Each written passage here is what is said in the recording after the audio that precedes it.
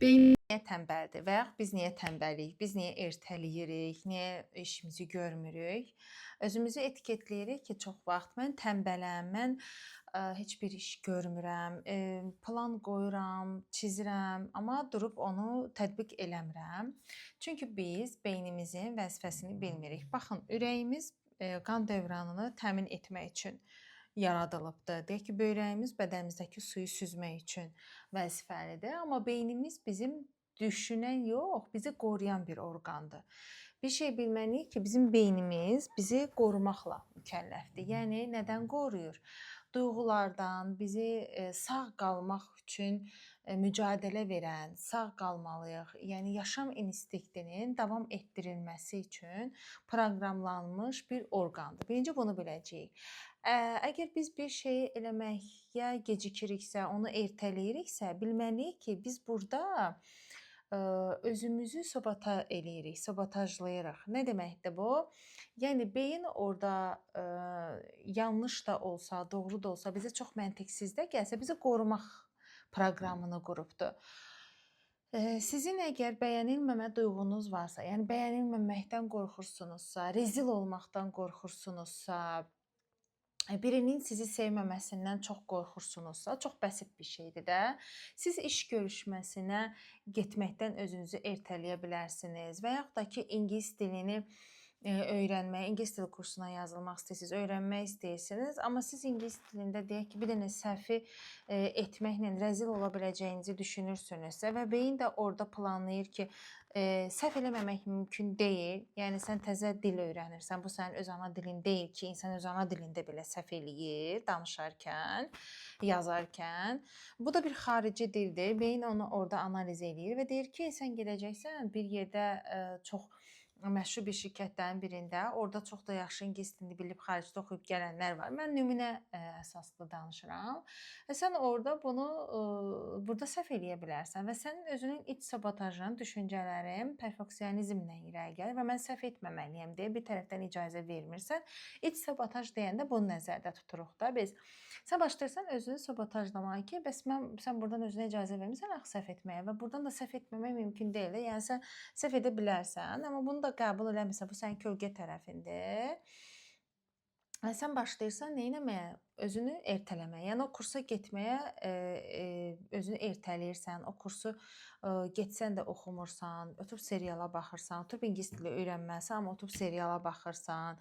Baxın, biz buna deyirik ki, beynin özünü qoruma mexanizmi. Əslində sənə çox məntiqsiz gələ bilər. İngilis dilini öyrənəcəksən, çox yaxşı işlərə gedəcəksən, maaşın artacaq və s. və s.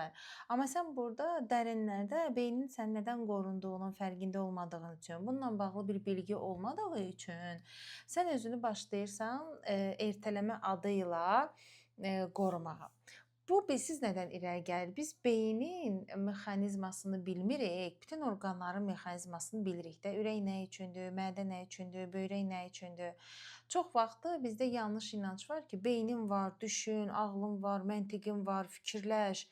Bu, biz beyni yanlış yerə qoymuşuq da. Yəni beyni sadəcə düşünən, çox ağıllı qərar verən bir orqan kimi tanıyırıq. Halbuki beyin ağıllı qərar verən bir mexanizm deyil. Beyin deyəndə yəni bizim ağlımızı verən alt beyindir. Bizdə qərarlarımızı verən, daha doğrusu bizim qərarlarımızı verən sistem bizim alt beynimizdir. Biz də ona psixologiyada heyvan beyni deyirik. Yəni o proqram şəklində qurulur da. Proqram necə qurulursa və milyon il biz bundan qabaq, bizdən öncəki nəsillərin təkamül prosesində gəldiyi, qurduğu sistemi davam etdiririksə, ailədə nə cür böyüməyimiz, o proqramı nə cür qurulmağı davam elətdirirsə, o formada gedir. Yəni sənin bu günlərim Harvard Universitetini bitirib gəlməyin, sənin əgər daxildə bəyənilməmə və ya perfeksionizm varsa, bu səni oradan qoruyacaq. Nə qədər də ki, Harvardı bitirib gəlsən, o sənin ağıllı qərar verəcəyinin göstəricisi deyildir. Sənin həkim olmağın,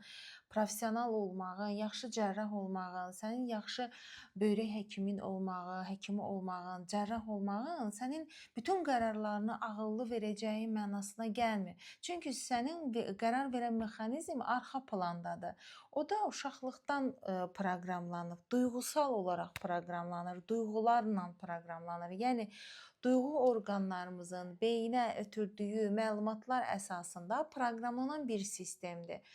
Nədir bu? Bizim gözümüz, burnumuz, qulağımız, yəni duyğu orqanları, dadımız, dilimizin verdiyi məlumatlar rın da limiti vardır. O məlumatlar da bizim beynimizə limitli məlumatlar ötürür də. Gözümüzün görmə limiti var, qulağımızın eşitmə limiti var, dilimizin dad alma limiti var, burnumuzun iyi qoxu alma limiti var və s.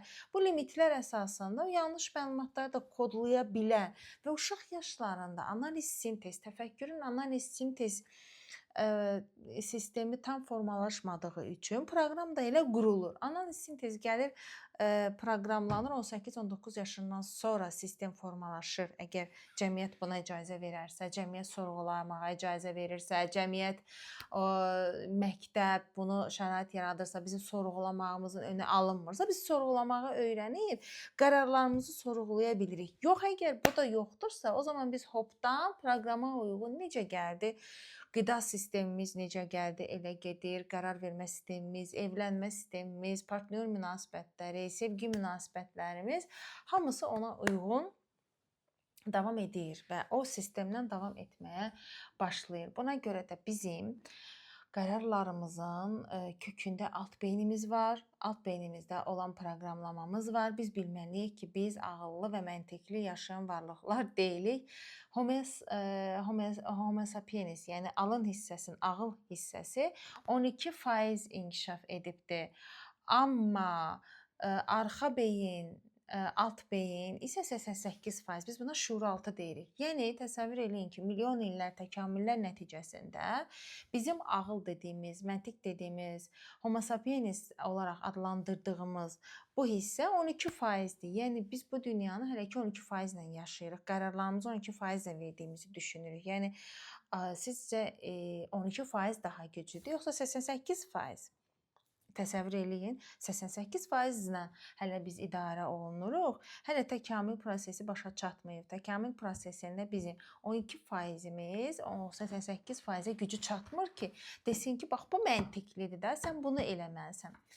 Ona görə də biz özümüzü tənbəl adlandıra bilirik. İç sobadaşımızı başa düşmürük, özümüzü istəksiz, motivasiyasız, tənbəl adlandırırıq. Motivasiya da çox belə az müddətli olan bir şeydir. Çox insan deyir ki, motivasiyam yoxdur. Motivasiya ilə iş görmək olmaz. Sadəcə disiplin quracaqsınız. Disiplinlə beyni disiplinə öyrədəcəksiniz. Əgər beyində disiplin proqramı qura bildinizsə, siz başarı, uğur əldə edə biləcəksiniz. Yox, beyində başarı, uğur əldə etməyib, yəni o disiplini qurmayıb, sadəcə motivasiya ilə iş görürsünüzsə, o zaman siz o işi unudun. Siz motivasiya ilə çox uzağa gedə bilməzsiniz. Bütün başarılı insanların əməklərinin kökündə, zəhmətlərinin kökündə orada qurduqları disiplin vardır. Disiplin çox vaxt uşaq yaşlarından qurulur, valideyn tərəfindən qurulur, müəllimlər tərəfindən qurulur. Bu, əgər başarılı və uğurlu bir şəkildə qurularsa, insan da o disiplini davam etdirə bilər. Amma bunu biz özümüz də eləyə bilərik. Sonradan bunu edən insanlar da var. Hər şey mümkündür. Mən bu videoda demək istəyirəm ki, siz tənbəl deyilsiniz. Tənbəllik də bir anlayış yoxdur. Sadəcə özümüzü sobadaj edirik. Beynimizin bizi qoruduğu mexanizmləri anlamırıq, dərk eləmirik. Beynimizin qurduğu mexanizmləri, bizi nədən qoruduğunu başa düşmədiyimiz üçün özümüzü ikinci bir etiketləmə eləyib özümüzü tənbəl adlandırırıq və bu tənbəllik sayəsində də düşünürük ki, biz tənbəlik, mən eləyə bilmirəm, arxa tərəfdən xəbərimiz, arxa beyindən xəbərimiz yoxdur. Ümid edirəm ki, sizin üçün faydalı bir bilgi oldu. Əgər sizin üçün də maraqlıdırsa, kanalıma abunə olun, like eləyin və paylaşın ki, mənim üçün daha motivasiyalı bir situasiya olsun və mən sizə daha maraqlı mövzuları paylaşım. Təşəkkür edirəm.